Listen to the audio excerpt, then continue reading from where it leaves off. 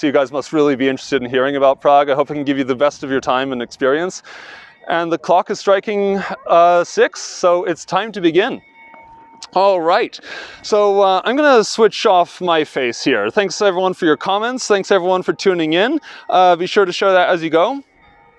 And I am going to show you a little bit of what we've got around us here. So, this is it. We are right now in the city center of Prague, and it's just phenomenal. I'm going to do a little pan around here, and you can see what I'm talking about. One of my favorite things about the city is that in a single square, you'll have buildings stretching over almost 1,000-year time period. It's really incredible. You'll find the ancient stuff like Gothic and sometimes Romanesque architecture. Then you'll find the newer stuff like Art Nouveau and Art Deco. And hi Lupita, nice to have you. Then you'll find the in-betweens, the Baroque, the Renaissance, and stuff like that. There's so much incredible decorative architecture in Prague.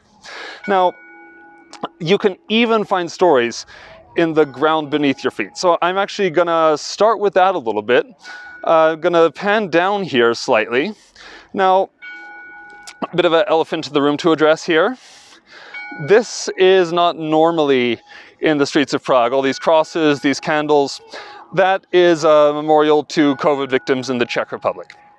I don't want to talk too much about COVID. It's very relevant right now, but it's being talked about everywhere, so I'll try to focus more on the history. But one thing you'll notice about the streets here is it's one of the most cobblestone cities in the world. You can see cobblestones absolutely everywhere, not just in the center.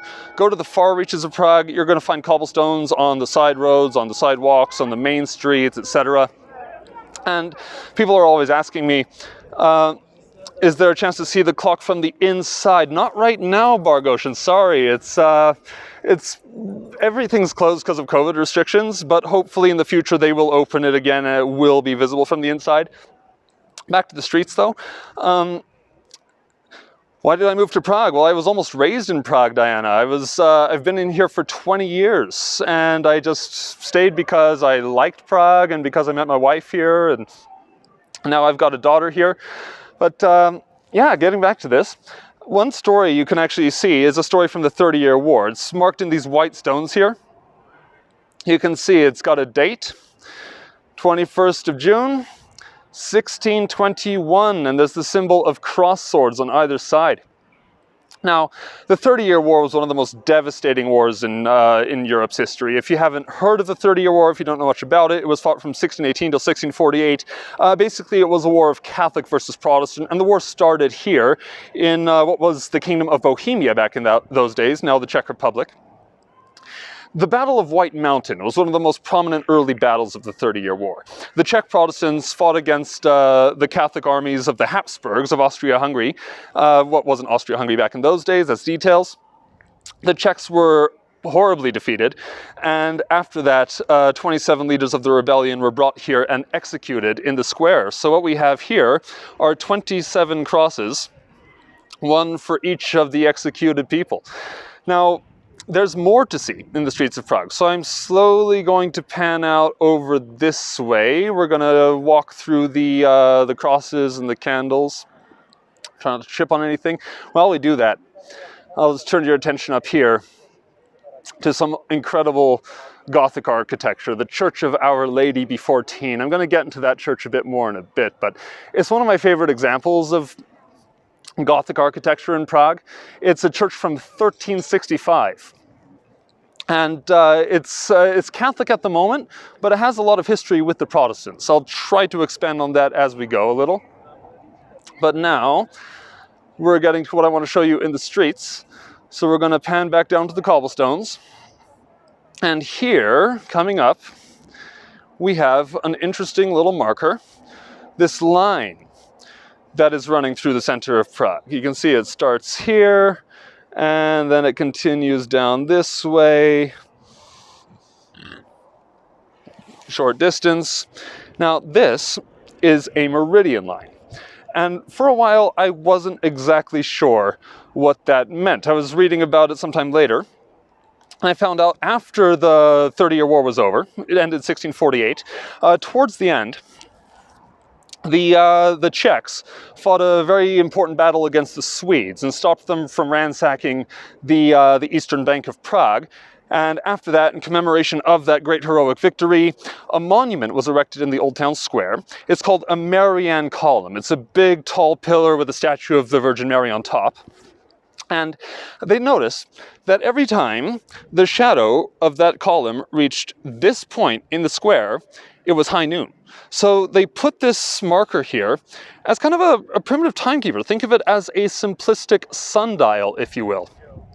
Sadly, for a long time it wasn't used for that, because in the year 1918, when the Kingdom of Bohemia was ending, Austria-Hungary was collapsing, the Czech nationalists were getting to establish their own country, they thought of a lot of these monuments that came from the Habsburg era as being symbols of Habsburg oppression, and there was a lot of anti-Habsburg and anti-Catholic sentiment. So the Marian Column was toppled by the Czech nationalists, and so for a long time it hasn't been used to tell the time. But now, one second, I'm going to pan over this way. There's the column. It is back. That is right. They renovated it. They restored it. It's a trick question that I would play on my tourists every time when I came to the square, just ever since the last year. I would ask them, take a look at this column and tell me, how old do you think it is? And they'd look at the style and they'd say, oh, 300 years, 400 years, sometimes 500 years. It's been in the square for approximately 1 year. It was restored and put in place just last year. It took a long time for that to happen. Nearly 100 years passed since this thing was destroyed, because there was actually still a lot of sentiment against the Habsburgs. They began renovation on this thing all the way back in 1995. They brought a sandstone column from India. This stone goes to the exotic far reaches, but it didn't get approval from the city right away. A lot of people were saying this still stands as a symbol of Habsburg oppression. We don't want it in our city. But it seems to have died down. They finally won the debate. This was put back here just in 2020. Carlos and Jenny, thanks for sharing the stream. If more of you share the stream, get me an audience. I'd really, really appreciate that. Thanks so much. So just to kind of show you some details about the materials of this. Now, it's made of sandstone, the pedestal. And sandstone is actually the same material that the church is built in the back. Now, it's a very light rock originally. There's a bit of contrast in the two colors here. Sandstone, it's a very coarse rock. I'll show you, I'll give you an example here. You can see if I kind of zoom in here up on this pedestal, give this a touch. And you see, this stone, it doesn't really polish up the way marble does. It doesn't get that nice gloss where you can see the light reflecting, you can see your face in it. It's very grainy, and it's very porous, so it absorbs a lot of dust from the air. It's really a pollution sponge, if you will. And so old Gothic buildings with sandstone that's been standing exposed to the elements for hundreds of years tends to be darker. You can see it kind of gives it that ominous feel that you can see in the Church of Our Lady Before Tyn in the back. Now, Kristen, Diana, thanks for sharing. I appreciate it. Now, to get a bit into the Church of Our Lady Before Tyn, let's zoom in on this a little bit on the spires. That's just an awesome church. As I said before, it dates back to 1365, built by Catholics originally. It turned into a Hussite church. The Hussites think of them as Protestants before Protestants existed. Get into that later. But nowadays it's Catholic once again. You'll notice the right tower of this church is a little bigger than the left tower, which they say was deliberate. It's supposed to be Adam on the right, sheltering Eve on the left.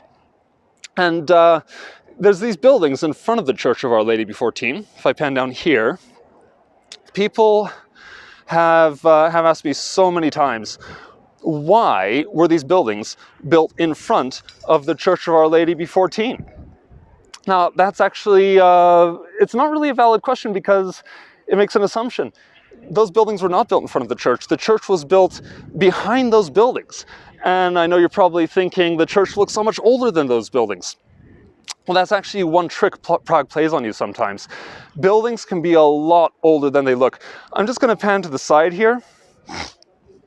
See these buildings built in, Renaissance facades, neoclassic facades. A lot of these buildings actually have Gothic bases. A lot of them were built in the 13th century. And then they were renovated. They added all this decoration later on.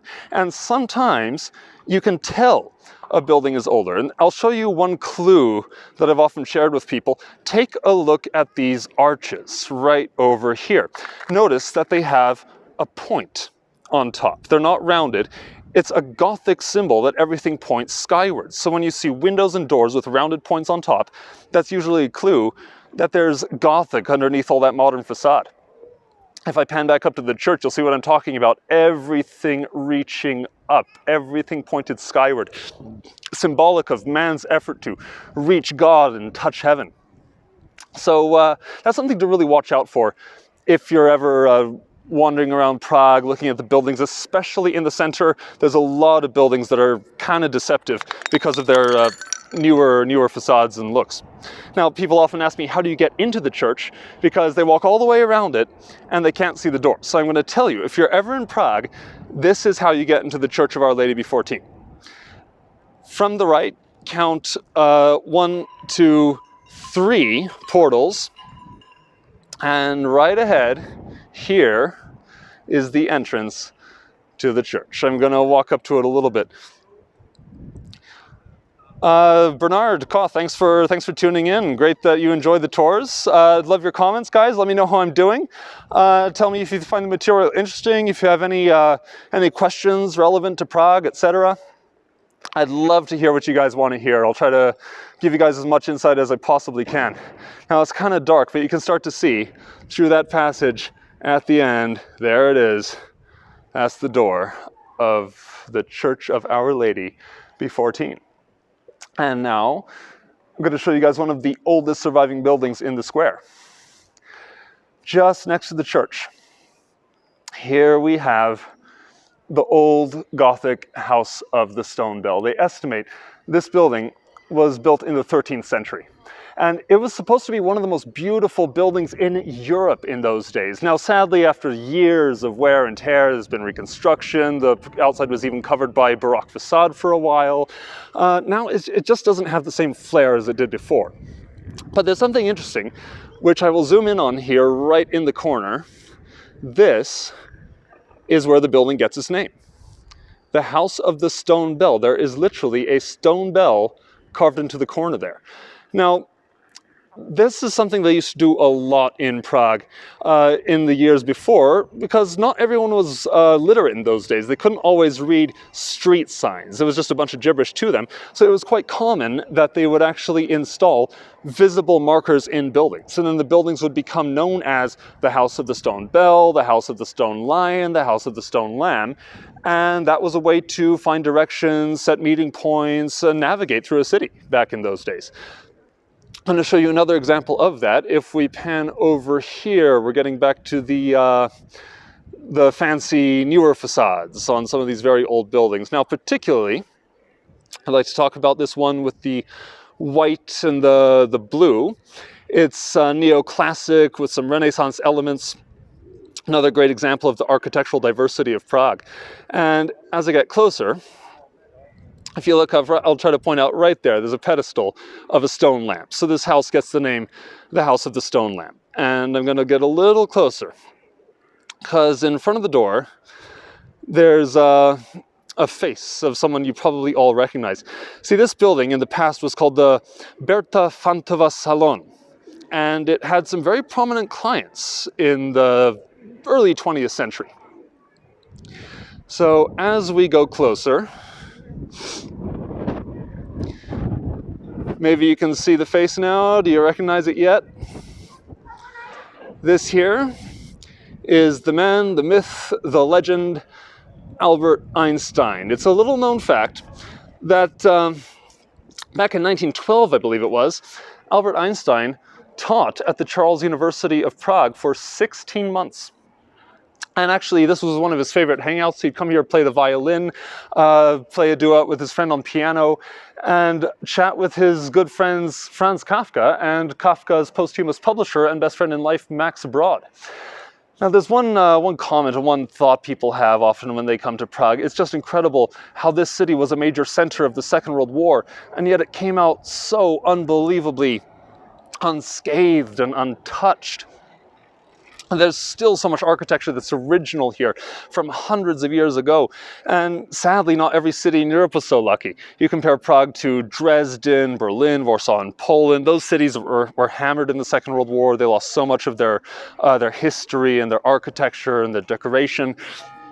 So it's quite a common assumption that Prague was actually untouched in World War II, but that's not true. It was occupied for a long time. It was less damaged than a lot of other places. There was not so much resistance in Prague against the Nazis, so the Nazis never really had to come and stamp out the resistance.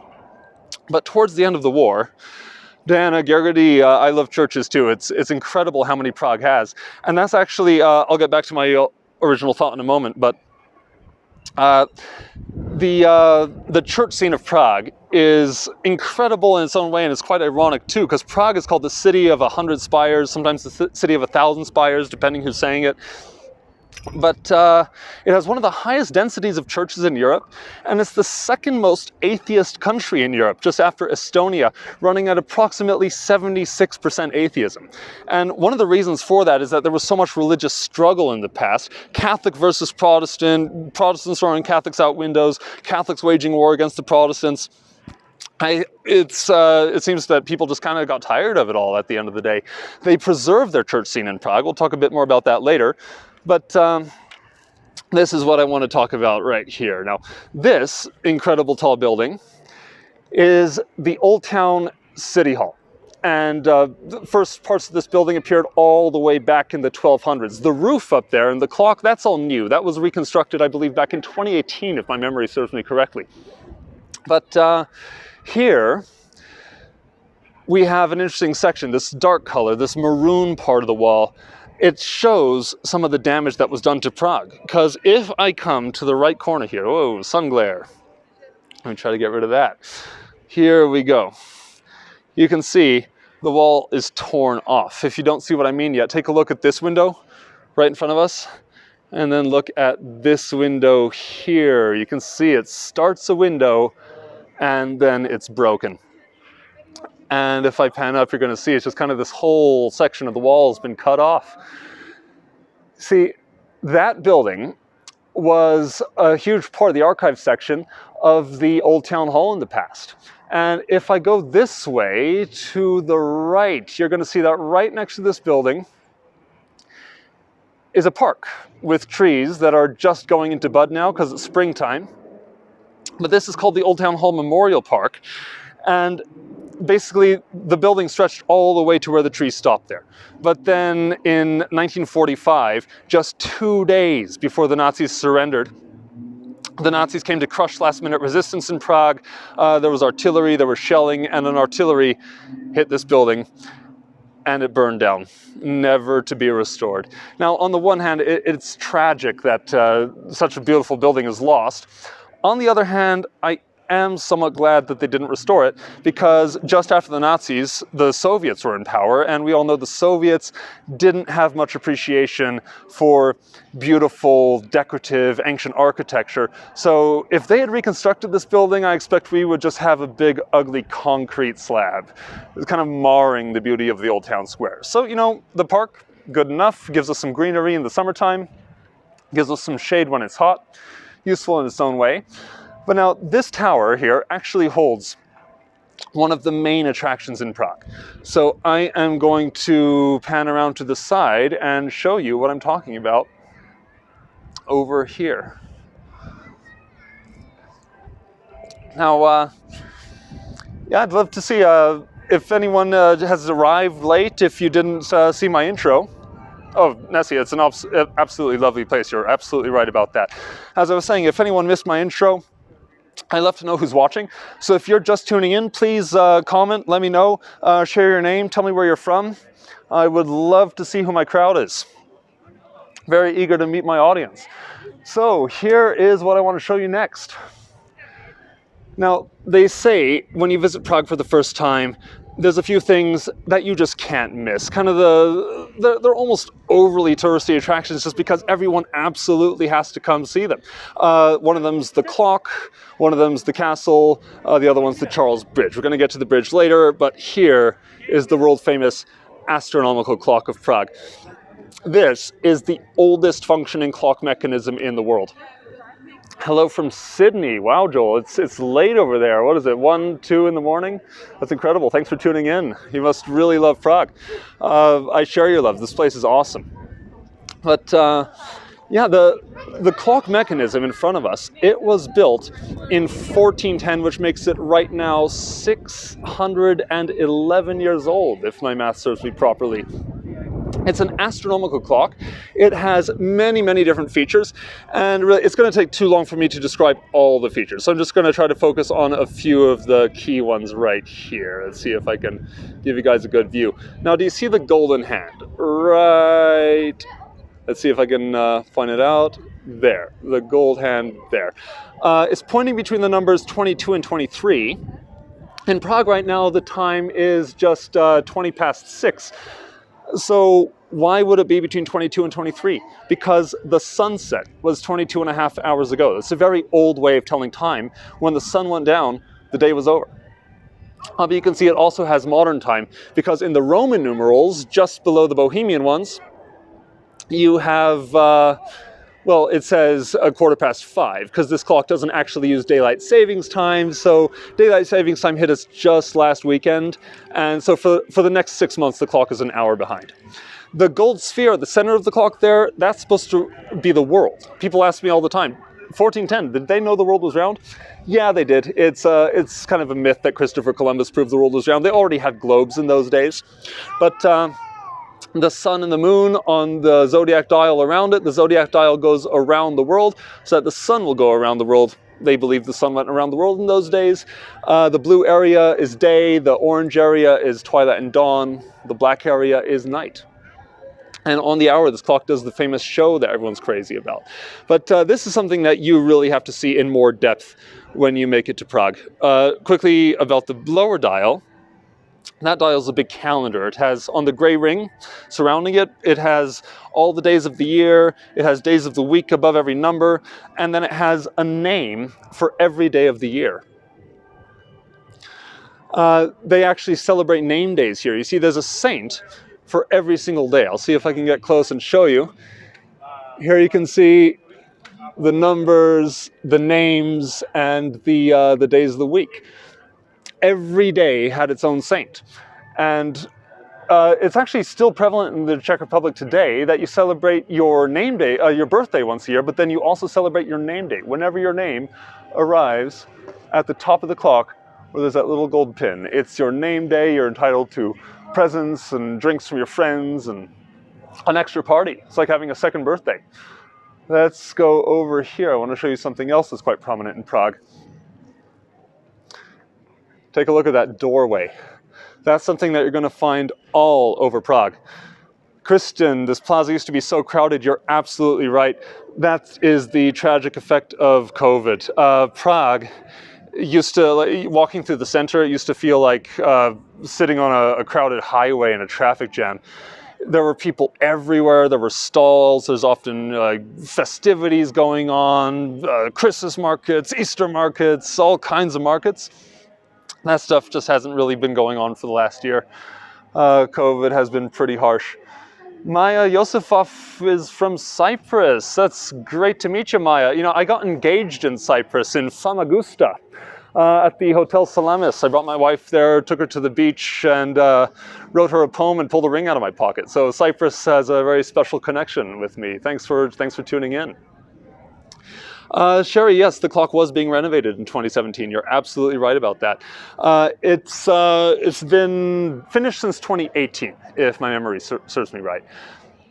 Yeah, I wanted to talk about doorways. This is something you're going to see everywhere. They have these incredible, elaborate doorways. Some of them maybe have been renovated, but this is something that Prague had before so prominently, because a lot of these buildings were built by royalty or sponsored by the rich. And just look at this.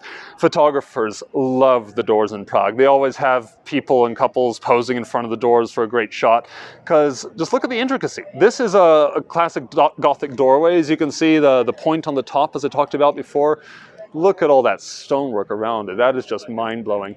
Gothic does tend to have kind of a dark side to it. You can see the faces in the door.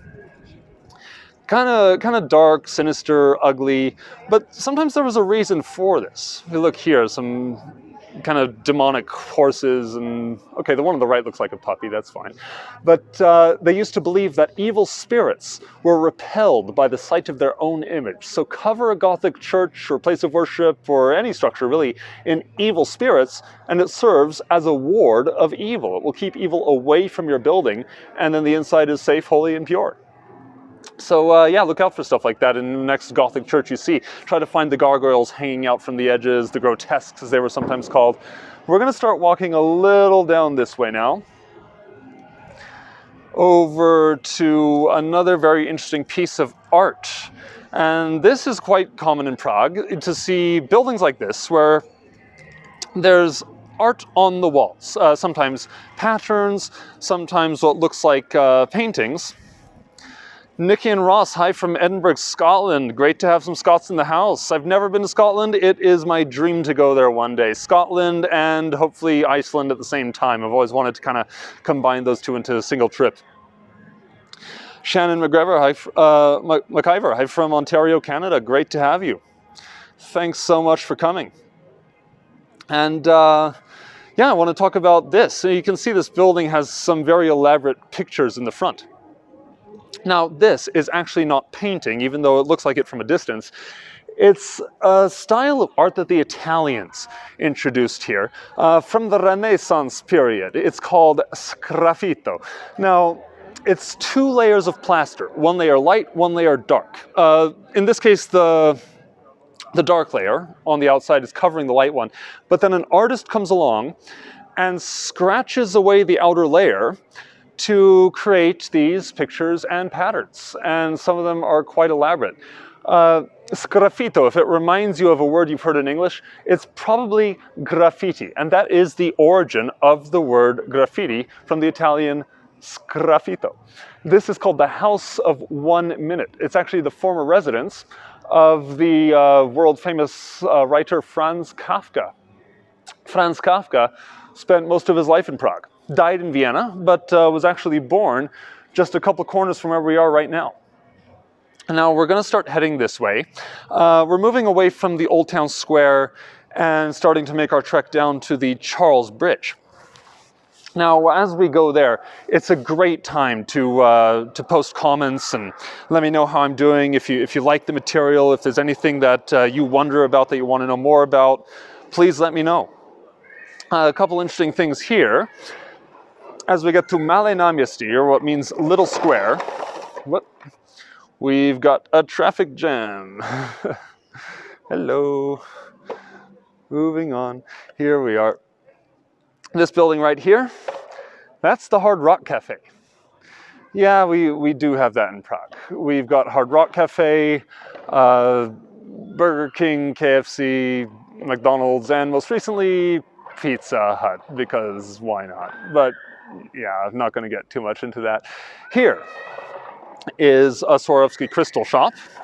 Prague is full of crystal. Now, Swarovski is, of course, a very internationally known brand. It's they do use Czech crystal, but you often find smaller retail crystal shops in Prague of locally made produce and handcrafted crystal. They've been doing crystal here ever since the 1600s. I believe 1657, if my memory serves me correctly, is when the first crystal industry started here.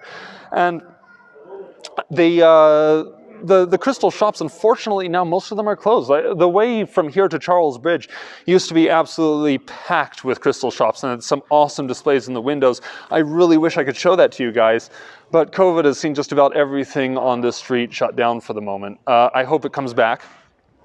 These shops are overpriced and kind of touristy, and I'm not saying it's the place to go shopping, but I just kind of want the life and the vibrance of Prague to come back. I really miss that. It's kind of, for me, it's been one of the hardest parts of the pandemic, is just kind of not having that that feel around me anymore, the life and the energy that Prague is so famous for.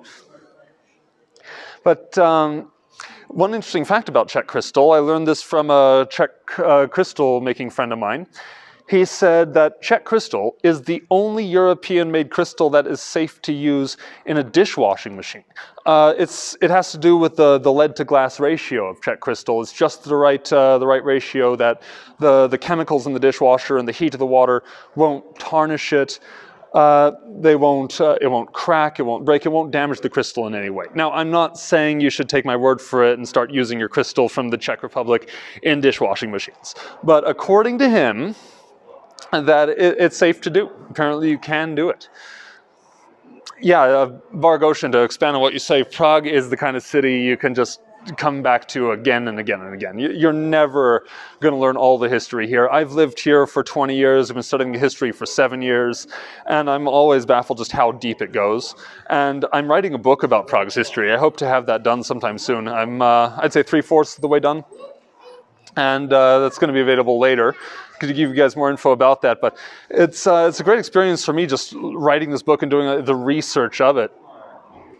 Just finding out the details of the things that the Czechs have done, the things that they've accomplished, and the things that Prague has been through. I'm just never going to get tired of it. Now, one thing we could talk about here is Czech food. Now, for those of you who have been in Prague before, I'd love to hear of your experience with Czech food. So leave me some comments. Let me know what was your... I think my microphone's going to be a bit disturbed by some rattling in the streets. Sorry about that. Yeah, let me know what was your favorite Czech dish. In particular, I'd say mine is this one right here. That is a duck confit. It usually comes with a side of red cabbage, and then it's got dumplings. Czech food is very rustic, very terrestrial. We're landlocked. So we don't get a lot of seafood here. We get fish, we do some imports and such like that, but typically it's beef, it's pork, it's chicken, it's duck, and all that good stuff. If you're a vegetarian, the food here is grilled cheese. I don't see it in this picture frame, but grilled cheese, it's like a cheese schnitzel. It's breaded, it's deep fried. And it's absolutely fantastic, high in cholesterol. So if you're in vegetarianism for the health benefits, it might not be for you. But here's some Czech classics. This one here is extremely decadent. It's a huge slab of pork on a bone. They call it a pork knuckle. This is a Czech duck plate with pork. It's like a mixed dish. That's duck there. Moravian pork with sauce and dumplings, that's a goulash. Now, goulash means many things in different countries. In Czech Republic, it's a meat stew. When the Czechs make a stew, they tend to take out the potatoes, the carrots, the paprika, the vegetables, anything that makes it healthy, and just go for the meat and the gravy. And then it comes with these dumplings in the back. People are often baffled by Czech dumplings. They look like white bread. It kind of is. It's like a loaf of white bread that's part steamed and part baked. And then there's the classical pork ribs. The Czechs are quite big on, well, it's not barbecue per se, it's sometimes roast, but they love their meat and their beer. If you've ever been to Prague, the Czechs are big on the beer. They're the highest beer consumers in the world. They have a Czech joke. They say beer doesn't have a lot of vitamins, so you have to drink a lot of it. They take that advice quite literally. They drink approximately ½ a liter per person per day, including the entire population, non-drinkers, kids. And the runner-up country in beer consumption is something like 30% behind the Czechs in beer consumption. They are leading the pack by an incredible line. Necia Silva, thanks very much for the comment. I really appreciate that. I'm really glad you're enjoying the material. I really like talking about Prague. And we're walking down Street Karlova. This street in particular, it's incredible how empty it is. I don't think I'm ever going to get used to that, because walking down this street in the past, it's so crowded usually. You have to elbow your way through the crowds if you're anywhere in a hurry, because there's just this endless wall of people front to back. And now it's very, very empty compared to what it used to be. Now, this is something that's quite interesting in Prague, and it's a tad controversial too. I'll give you a bit of the story behind that. See, these are called prdlo, or trdelník in some circles. Now, the reason that this is a controversial food is because they often market it as being an old Czech tradition. And just to show you what I'm talking about, I will show you here on the side, it says in these white letters, Staro Pražské tradiční turdlo, which means Old Prague Traditional Turdlo. Now, that's a lie. It's not an Old Prague tradition, unless you count something from 2004 as being an Old Prague tradition, which I don't. You could tie these things to Slovakia, which is now the neighbor of the Czech Republic. And it was once one country. Of course, before 1993, this country was known as Czechoslovakia. It was the Czech Republic and Slovakia combined. None of those countries went their separate ways.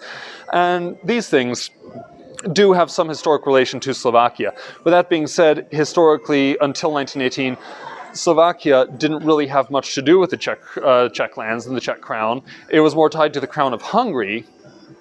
So it's really a stretch to be calling these things a Czech tradition. That being said, they're delicious. I mean, it's a soft, sweet bread roll. They take bread, they wrap it around a spit, and then they roast it over a charcoal fire like this. So traditional or not, you know, I'm not going to say don't buy them. I'm going to say give them a shot and make your own opinion. I think they're delicious. They tend to be a bit rich when you fill them with ice cream and whipped cream and fruit like this. It's a bit too extravagant for my taste. I kind of just like to go for them plain, the empty cylinder. Sometimes a jam spread inside can make it nice and vibrant. That's always good.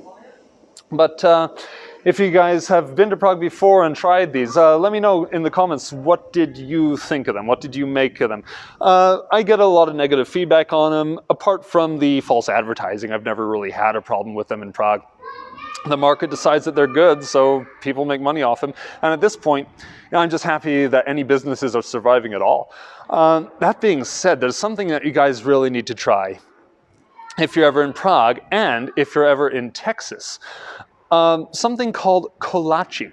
If you've never heard of a kolache, if you've never tried one before, a kolache is basically a flat pastry, kind of like a fluffy pie crust, if you will, that has, it's been cut into a circle, and on top it has fruit filling, or it has sometimes poppy seed filling. Poppy seed in sweets and pastries is quite prominent in Prague. You might not have tried it where you're from. I think it's something that's quite uniquely Czech.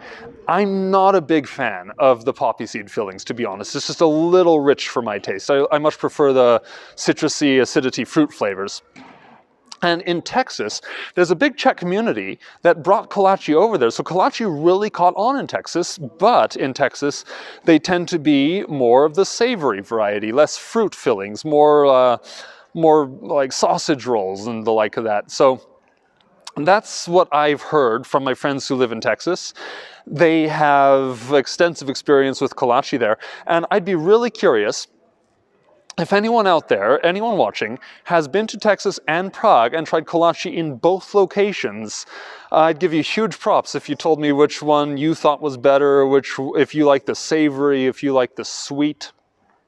That's something that you really need to try when you're in Prague. But here we're coming up on an amazing building complex.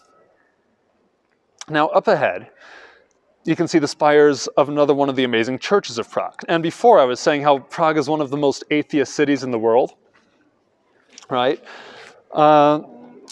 It's very true. These churches don't have a lot of attendance nowadays. The most prominent religion that survives in the Czech Republic is Catholicism, which is approximately, last I looked, 14% of the Czech population. So when you have so many atheists and so many churches and so few religious people to fill them with, what do you use the churches for?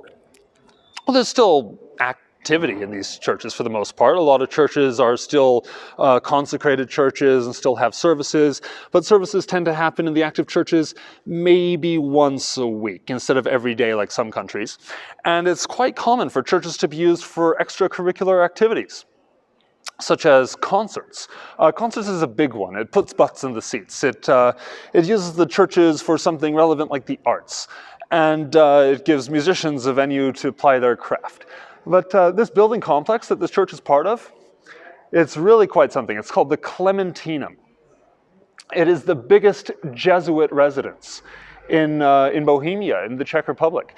And this is actually kind of a row of 3 churches. This one here that I'm looking at right now is the Church of St. Clement. And the side, this here, let's see if I can get a better view, the Italian chapel.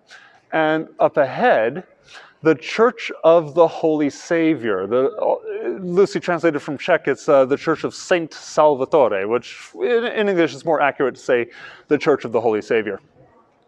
This building was a center of academics in the past. The Jesuits were very prominent in education, and during the times when the Habsburgs were trying to reintroduce Catholicism to the country, one of their big ways of doing that, one of their big methods, was to control the educational system and make sure that the Catholics had control of the academics. But the building is very famous for its library. Now, if you're a lover of beautiful architecture and incredible interiors, the Klementinum Library has officially been ranked the most beautiful library in the world. First place, kid you not. I can't show it to you. I can't actually go in there, unfortunately, but I'd recommend that you just pop over to your browser and in Google, type Klementinum, spelt as it sounds, and then library at the end. The Klementinum Library is mind-blowing. The architecture of that place is out of this world. Say what you want about the Catholics, they had some real art in the past. So whether you're pro-Catholic or not, everyone can really appreciate the architecture that they built nowadays. The artistry of Baroque and the paintings, the frescoes, the murals, the sculpture, all of that. It's some of the most beautiful art we still have in the world nowadays. Hi from Arcadia, Alice Lewin. Thanks for watching from California. I'm really glad you like the info. Thanks for that. Glad you guys are watching. Thanks for tuning in. You love poppy seeds, Michaela. Well, that's yeah, some people have a real taste for them. I can't say I'm one of those people, but you know, I don't hate them. They're just not really my thing. But apparently I'm in the minority because they're really, really popular in the Czech Republic. I'm going to wait for this light to turn green. And up ahead here, we have the entrance to the Charles Bridge. The Charles Bridge is the oldest bridge across the Vltava River in the Czech Republic. And I'd like to tell you a bit more about that once I can get across the street here. I'm just going to pan over to the side, show you more of the surroundings. This is the Church of St. Francis of Seraph. Oh, light is green, I'm going to be crossing. And here you can see the front of the Church of St. Salvatore, the Church of the Holy Savior. And here, more of the Klementinum and the Jesuit residence. Now I'm going to be turning my attention to the bridge from here on out. Now, to know the story of the Charles Bridge, you need to know the story of the man behind it, whose name you've probably guessed. Whoops. Sorry, everyone, my gimbal just malfunctioned. I'm going to try to get it working again. Sorry about that. Give me one moment to try to restore it. Let's see if I can switch it on and then off again. We will be good. It is still malfunctioning, but oh, here we go. Are we back? No, we are not. This thing is having issues. All right, now we seem to be stabilized. There we go. Oh, again? Okay, here we are. So this is the important man behind the Charles Bridge. My gimbal's flailing in the wind, everybody. Sorry about that. I don't know why it won't turn off. Hang on. Trying. Okay, powering down.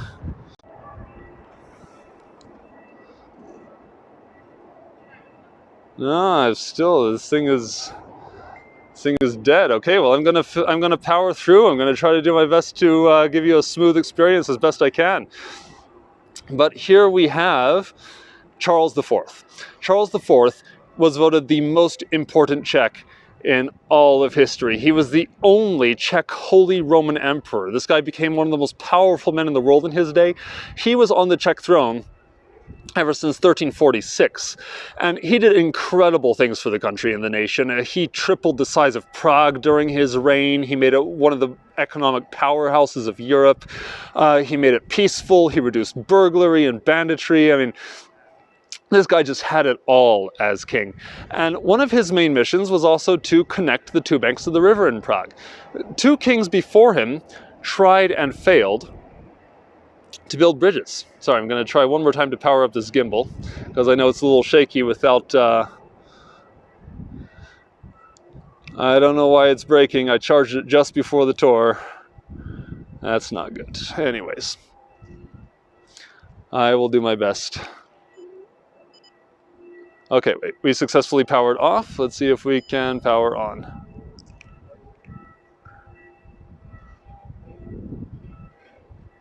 No, this thing's pretty trashed. Okay. So. Whoop. All right. Sort of halfway working. There seems to be a bit of an internal malfunction with the thing. I will do my best. Turning it off all the way. Okay, the gimbal is off. Hang on. And turning it back on.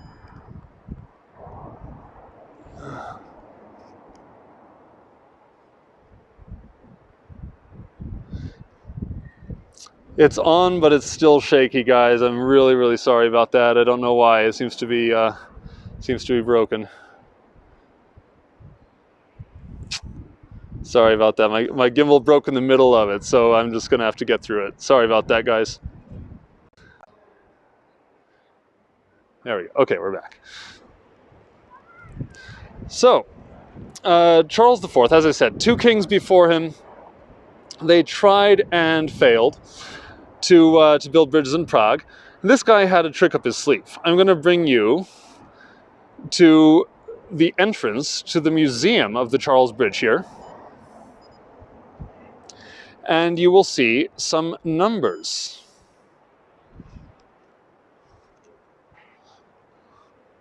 Oh, my gimbal might be back. Hold on. Let me try to get it horizontal.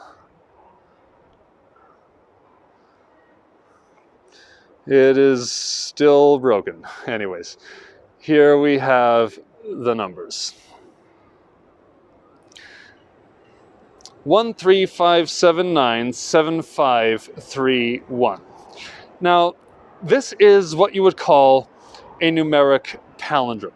A numeric palindrome basically is a number that can be written backwards the same as it's written forwards. And basically, yes, if you count backwards 13579 and forwards 13579, you get the same order right there, right? So this is actually a time and a date for when Charles IV began building the Charles Bridge. Sorry, my gimbal's powering back up. And now I'm trying to flip it back to horizontal. Oh, we're back. The gimbal's working. Hallelujah. Okay, there we go. So, as I said, this is a time and a date for when the bridge was started. 1357 was the year. The 9th of July was the date. 5:31 was the time. Now they literally went down to the minute. 5:31. It had to be exact. Even 1 minute late or early throws off the entire process. Why did they do this? They did it for good luck. And apparently luck was on their side, because now, 600 years later, the Charles Bridge is still intact. Now, that being said, it did lose a couple of arches. There were some floods in the 1800s that they tore down a couple arches of the Charles Bridge, and they tried to rebuild them to exactly the same specifications as they did historically. They even tried to replicate the mortar of Charles Bridge, which brings us to a legend they say that historically there's this legend that the Charles Bridge mortar was mixed with raw eggs. Apparently, raw eggs made a great natural solidifier. And when they were doing the reconstruction of the Charles Bridge, now I can't confirm this, is what I heard. Somehow they were able to actually analyze the mortar microscopically, and they found egg molecules in it, which they say confirmed the legend that Charles IV imposed an egg tax on Bohemia, where towns had to donate, for a time, 50% of their eggs to the construction of the Charles Bridge in Prague. Here, we're going to walk through this portal. This tower is a 14th century tower, original Gothic, and it brings us onto the bridge. Here we are. We got this great sun glare in the back, adding some dramatic effect to our entrance. And here we are. Sorry everyone for the malfunction. That was a bit of a buzzkill there. I hope it wasn't too much. Hope you're still watching. And here we are, coming up on a truly medieval walkway in Prague. This is just a pedestrian bridge. The only cars that go here are like city approved vehicles, government vehicles, I imagine, from time to time. In the back there, this whole building complex, that is one day going to be a tour in itself, which I hope to run in the near future. That is the Prague Castle, the largest ancient palace complex in the world. It's incredibly big. It's like a city within a city in Prague. There's a lot of subject matter up there. The Prague Castle has been the center of the administration of Prague, the kings, the regents, the ruling classes, the nobility, the highest church officials, the archbishops of Prague. They all had their residence and seats either in or near the Prague Castle at some point in history. The Prague Castle started out as a fortress, and now it's just a beautiful complex of palaces. There's courtyards, gardens, and churches to see and explore. So much incredible stuff up there. Here, as we walk a bit farther to the Charles Bridge, there's some interesting statues which we might look at, but we're starting to get to the end. Diana Mendes, who was your guide when you took the tour in Prague? Maybe I know them. I could pass on your greetings. I'm quite well connected in the guiding scene in Prague, so I'm sure I could find your guide and tell them how much you appreciated the experience. Kim McCabe, there were rather a lot of brides and grooms taking photos in Prague. In particular, people from the far reaches of Asia. A lot of Koreans come to do their photo ops in Prague. There's actually companies that kind of set that up for them and have them come here with the photographer arranged and have them take bridal pictures in front of the awesome landmarks of Prague. Thanks very much. I'm not sure if I'm saying your name right, but Begum Bilic, or I'm not sure how to read some of those symbols, but I'm glad you're still watching. Thanks for tuning in. Thanks for your support. I really appreciate that. Now, there's so much to see in Prague, guys. I really feel like I've just scratched the surface for you here. I really did love giving the long walking tours in the past. They could go on for 3-4 hours, because I love to just blab about the history of the place. The Czech history, it's so deep, it's so rich, it goes back 2,000 years, and there's so many great stories of heroism and villainy, and there's wars, there's disasters, there's prominent unsung heroes and such like that. And you're going to find the Czechs, it's kind of a saying about the Czechs, they're important but not famous. They've done so much historically, but they never really get much credit for what they do. There's so many little things, some fun facts, some trivia. The Czechs discovered blood types. They're the fathers of the science of genetics. They assassinated the mastermind of the Holocaust. Reinhard Heydrich was killed by Czech resistance in Prague. There's a movie about that. If you're on Netflix, watch Anthropoid. I think it's on Netflix. I'm not sure about that. But the mission was called Operation Anthropoid, when the Czechs assassinated Reinhard Heydrich, the man who came up with the final solution of the Jewish question in Prague. And the Czechs invented the lightning control rod. They started the Protestant Reformation 100 years before Martin Luther did. And the list goes on and on and on. There's so many things the Czechs have done that had a huge impact on our lives. And I'd love to be able to talk more about it. So if you guys have last questions, if there's things you want to know more about, please, while I'm signing off here, leave your comments, leave your questions. I hope I can get to a few more of them before I say goodbye. And I'm going to get to one statue on the Charles Bridge, and I'll just tell you one last story. Interesting legend about one of the characters in the statues. But yeah, we're starting to wind down here. So this is your chance to get in any last comments you have, any last ghost stories. Shannon, thanks for the question. I don't have a lot of ghost stories, actually. I've never taken the ghost tour of Prague, and it's something that I've been interested to do, and it's just one of those things I never got around to. There's always the story of the Golem, you know, the giant mythical clay creature who was brought to life with the magic of Kabbalism by Rabbi Low in the Jewish district. There's vampire legends surrounding the Schwarzenberg family of Prague. But that's, yeah, the ghost stories are not really my strong suit in Prague. But here we have the statue I wanted to talk about. This guy is fascinating. He's very prominent. You'll find a lot of statues of him around Prague. And he's very recognizable because he has a 5-starred halo above his head in almost every statue that you'll see about the guy. The story of St. John is told a little bit below his feet on these pedestals right here. Now, if I'm not mistaken, these are brass plaques. You can feel them, hard, metallic, you know, cold to the touch. They're shiny because people come all the time and they rub them, which is supposed to give good luck. Now, that's actually up in the air. One of these is supposed to be bad luck and the other is supposed to be good luck. A lot of people don't know that. They rub both, and apparently they cancel out their good luck. Hang on, I want to read one of these comments. Yeah, it's thank you very much, Melvika. I really appreciate your comment, and thanks so much for the positive feedback. I really appreciate it. Nikki Oldroyd, when you come to Prague, please let me know. I'd love to guide you around here. I have lots of information to share.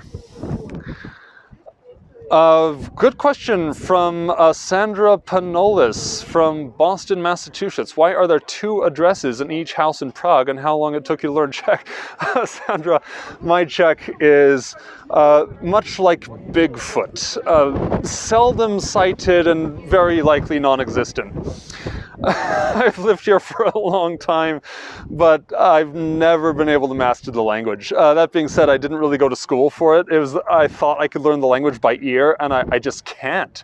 The Czech language is so hard to hear. It's like this big run-on mash of consonants. They use so few vowels, and they have sounds like r, which is a combination of r and zh. Just try putting those together. Good luck. It's very difficult. I mean, my hat goes off to anyone who can learn and master Czech. It's ranked one of the 5 hardest languages in the world. But the question about the 2 addresses on houses, the blue number is really the only one that people need to worry about. The blue number is the door number, and it's in sequential order. Usually one side of the street has odd numbers, the other side of the street has even numbers. Then there's the red number on the other side, and that one is not really consequential if you're looking for directions. Those numbers have no clear order to them. They are the number of the building based on some very old registrations. So that's something different. Thanks very much, Vera. I really appreciate the feedback. I'm glad you enjoyed it. I'll quickly finish this last story here. So John of Nepomuk, getting back in case you missed it, this man in the statue here, Saint John of Nepomuk, was the confessor of the Queen during the reign of King Wenceslas IV. Not to be confused with Good King Wenceslas, if you ever heard the Christmas carol, Good King Wenceslas looked out on the feast of Stephen. That guy was actually Czech. Little known fact, Good King Wenceslas was a Czech ruler. Not a king, the song got it wrong, he was Duke of Bohemia. But Wenceslas IV came later. He's often called Wenceslas the Idle, Wenceslas the Useless, or Wenceslas the Drunk in many circles. He was a pretty sad king. Not much time to get into that. But he suspected his wife was having an affair, and John was the queen's confessor. Here is the queen confessing to John in the confessional, and if anyone knew that the queen was committing adultery or not, it would be her confessor. She was confessing to this man the deepest, darkest secrets of her soul. So the king had John summoned to his court, where he ordered him to tell him what his wife was confessing to, which is strictly against the rules of the church. And when John refused to tell the queen's secrets, the king had John tortured for information, his skin branded with hot irons. Kristen Curry, the next tour may very well be the castle. I think that would be the likely next step. But getting back to the story, John would not break, so the king had John dragged to the Charles Bridge, and as seen in this plaque here, John was tossed over the Charles Bridge into the river, where he drowned. But they say that the night of his death, 5 new stars appeared in the sky above Bohemia, and hence it has become the symbol of John of Nepomuk to wear a crown of 5 stars over his head. Now, I have to be honest, that story is probably not true. It's a story that came somewhat after his death when John was being elevated to sainthood. I think it created a nice backdrop for his sainthood. But more likely the real story is that the king had John murdered because he was the vicar of the archbishop with who he was having a quarrel. So I think that story is a little bit over-embellished, unfortunately. Diana Pombo, thank you so much. You have no idea how much I appreciate that. Your contribution is so helpful right now. Tour guiding has been a really dead job for the last year. This is my first experience at doing a virtual tour, and I'd love to do more of it in the future, and contributions like yours will help me be able to do more of these in the future. So thanks so much. I really appreciate that. And for everyone watching, if I've been able to engage you and educate you and entertain you today, you could really do a huge favor by leaving a contribution in the link that is in the description of this video. And yeah, every little bit helps. Whatever you guys want to give, whatever you feel is appropriate, I'll be very grateful for it. All your gifts, they really go a long way in keeping us afloat during this time. But yeah, everyone, I hope that you've enjoyed this experience, and it's been great for me to get back on the guiding horse. I haven't really been able to do much guiding ever since the pandemic began, so it's really a treat for me to get back in the streets, do what I love to do. Nasi Polat, or is it Nasi? I'm not sure how to pronounce, but how did Prague stay intact during the Second World War? That's an excellent question. It's something I addressed a little bit earlier on, but to expound more on that, when the Nazis came to Prague, the Czechs didn't resist. There wasn't any backfighting. One of the reasons for that is that the Czechs were let down by their unofficial alliances in Europe. They weren't part of the Treaty of Versailles because they were too new as a country when the Treaty of Versailles was being formulated. But they were unofficially under the protection of the French.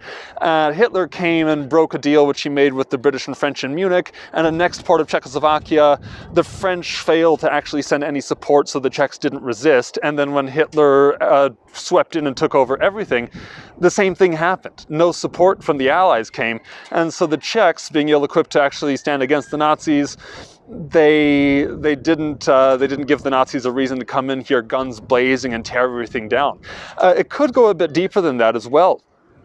It's often been speculated that Hitler loved Prague and that he had an appreciation for its culture and its artistry. The Nazis, of course, their sick, twisted nature aside for just a moment, they actually loved monuments. If you've ever watched the movie The Monument Men, starring George Clooney and Matt Damon, I believe, it gets a bit into that, how the Nazis had this big art collection, and actually that's why they didn't destroy the Jewish quarter of Prague. I'm gonna start walking back towards the old town square, take a few side roads on the way while I wrap things up. But They even go as far as to say that Hitler might have wanted to retire in Prague. Now, that is far from confirmed. No one, I think, really knows the truth of that. It's not written anywhere. It could just be speculation or a historic overstatement, as tends to happen. But just the fact that they even left the Jewish quarter intact to be a museum of the Jewish people. They say he wanted to use the Jewish museum as his museum to an extinct race. It goes to show that Prague was special to Hitler in some capacity. So maybe he just gave the order, like, if you don't have to tear things down, just don't do it. And towards the end of the war, when the Nazis were losing, the Czechs felt inspired to rise up and fight back against the Nazis, which resulted in the bombing of the Old Town Hall. That was an excellent question. Thank you very, very much, Nacy Pullat, for your question at the end. I really appreciate that. So everyone, Magui Vidal, thanks so much for tuning in. I really, really appreciate that. Thanks everyone for watching. And I'd love to hear, before you leave, which tour do you want to see next? Because there's a few tours I could do. I could do the Prague Castle. I could do the Jewish district of Prague. I could even walk us around the lesser town of Prague, where there's some beautiful palaces and some incredible gardens. If they open the garden of the Wallenstein palaces, I really want to take you guys through there. The Wallenstein Palace gardens have some incredible scenery. I could almost do an entire tour just in that one garden alone. And I could do an architectural tour of Prague. I could do the Royal Passage. I see there's a passage in Prague. We're actually on that passage right now. The Charles Bridge was part of it, where kings would walk to receive the crown of Bohemia. It was the historic procession lane for the king. They'd walk through the Powder Tower, which led into the old town of Prague, and they'd greet their crowds. The coronation procession was something really important to the Czechs. Historically, it almost had magical importance to them. They never really recognized you as the King of Bohemia until you actually went through that formality of the coronation ceremony. So yeah, I'd love to hear any fresh ideas you guys have. So let me know in the comments. Do you want to see the castle? Do you want to see the old town? Do you want to see more of the new town? Do you want to see the Jewish quarter, lesser town? Do you want to walk down the riverbank? Do you want to see the islands of Prague? There's so much we could do. So please let me know. And I'd love to hear from you guys again. If you are coming to Prague, and you want to join me for a tour, book a private experience, you're allowed to have small groups. So I'd love to do it. You can write me at j.p.franke, that's F-R-A-N-K-E, at C4C, the letter C, number 4, and the letter C, .cz. That's j.p.franke at c4c.cz. And yeah, let me know if you want to come and book an experience with me. I'd love to take you guys around Prague more. I'd love to show you more of the sites. There's probably 20 tours or more that we could do. I want to do a tour about the Hussites one day, the earliest Protestants in Europe, before Martin Luther even. They're a really interesting topic. All of those tours. Kristen Curry, I love your ambition. Thanks for that. I hope to get around to all of them. You know, maybe I'll experiment, I'll see. And I had a project going on before the pandemic hit. I really hope to revive it. I was doing a YouTube blog of Prague trivia and stuff, and I only made one episode, and then the pandemic happened, and I didn't have the budget to keep making those videos. But I hope to revive it. So if you guys want to follow that, learn more with me about Prague, my Facebook and YouTube channel for that project is called Pragmatism. Prague, spelled as it is, with matism at the end. I like plays on words. You'll find I'm very cheesy with puns, and I apologize for that in advance. But Nessia Sylvia, thanks very, very much for tuning in. I really appreciate you watching, and I hope you enjoyed yourself today. And I'm starting to head home, but it's been my absolute pleasure to get back out here and show you guys, share with you some of the best sights of Prague. So I really appreciate everyone tuning in. Thanks to your comments, thanks to your interaction, hearing audience feedback really kind of helps me feel like I'm touring with the crowd. You know, the crowd is almost there in front of me, and I love to see it. Every tour sounds good. Well, thanks, Diana. Thanks, Diana, particularly for really being actively engaged in the comments and giving me some real interaction on the way. I really appreciate that. That's fantastic. It's been my pleasure, everyone. So thanks so much for your time. And I'll be sure to find time to do another one of these in the future. So let me, I should actually be switching here. I'll let you, I'll greet you all face to face before I sign off. Thanks to everyone who contributed and who left a donation to help make my efforts a little more financially worthwhile, help support guiding during this pandemic. Guiding has been one of the hardest hit industries. It went from being a great job to a zero income job literally overnight. It was really a tough year, and everyone who's sponsoring the new world of virtual tourism, thanks to you. We really appreciate it. All the guides that you've supported, you guys, you give us a reason to keep doing this, and you keep us inspired about the job. So thanks very much about that. Gord Warren, you stayed on a riverboat. That's a great way to stay in Prague, actually. I should do that myself one day. Haven't gotten around to it yet. Thank you, Diana. It's been a pleasure. I hope to meet you guys face to face one day. If you're ever in Prague, absolutely look me up. I'd love to travel with you face to face and give you guys either a private experience or a group experience if the city's open to it by then.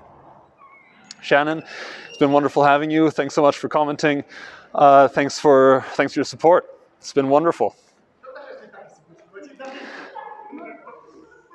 Thanks so much, everyone. I'm heading home to my wife and kid now, but I'll be sure to tell them that you guys were an awesome audience and that I really enjoyed doing this. My first virtual tour experience. Now suddenly I want to do more of it, right?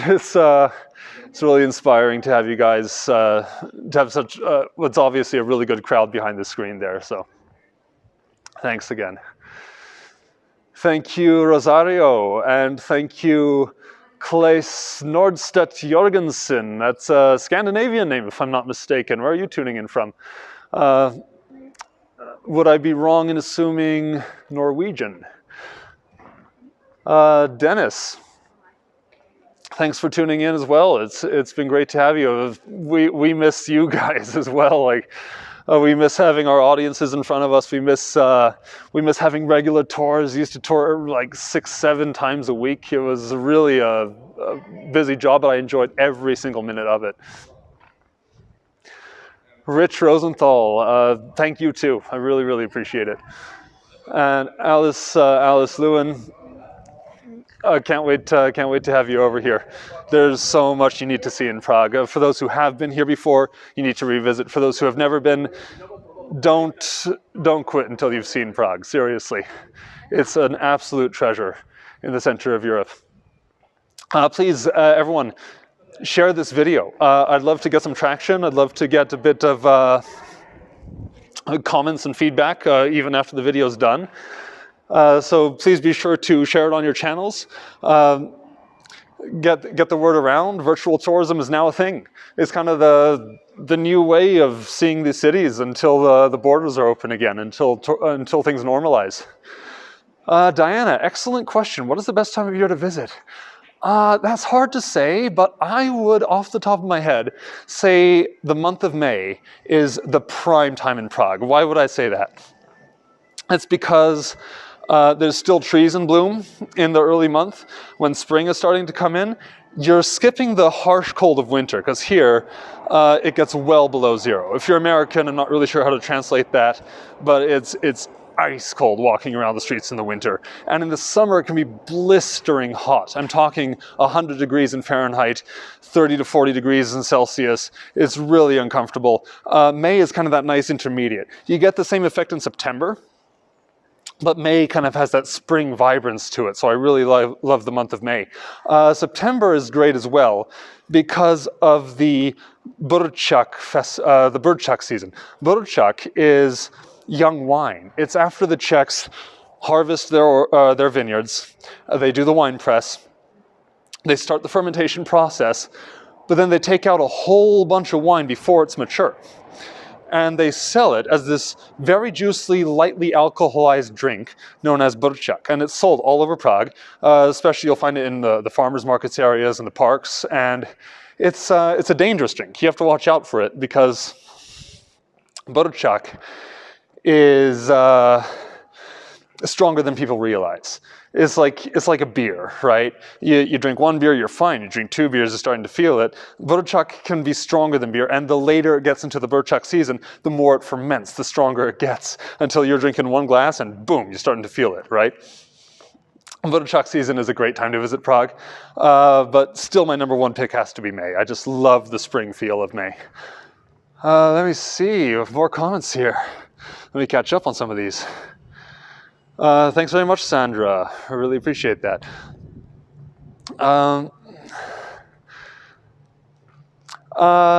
Jennifer, that is an interesting idea. The idea to actually do a tour of the shops up street Neruda, which lead to the Prague Castle. There could be some content there for sure. I'll look into that. Elma Sose, děkuji moc. Great to have you. 0 is 32 degrees. Yeah, I know. I'm just not sure when you start to get below 0 how that translates. I guess Prague could easily, get to about 10 degrees Fahrenheit in the really, really cold season. Maybe even it hits 0. I'm really bad at the calculations. I know you're supposed to double and add 30. That's like the simple calculation. But for the actual minus temperatures, I'm a little more hazy on that. Yeah, all right. So, thanks again, everybody. It's been awesome chatting with you all, and I wish you a happy Easter. It's been a very quiet Easter this year, but I hope you all had a chance to get out and enjoy some of the festivities and celebrate with friends and family. And yeah, I just hope it's been great for everybody, despite the situation. So I'm going to sign out here. Last hurrah, everyone. Thanks again. And until next time, all the best.